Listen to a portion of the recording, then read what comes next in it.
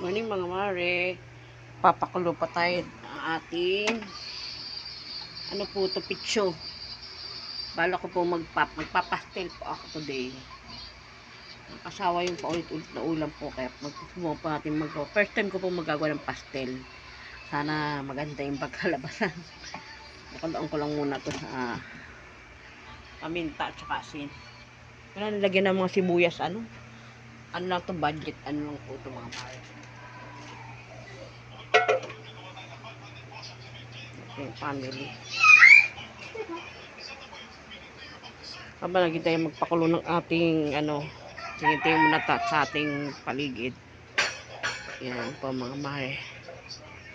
Morning to all po. Tayo. Ating boring na life.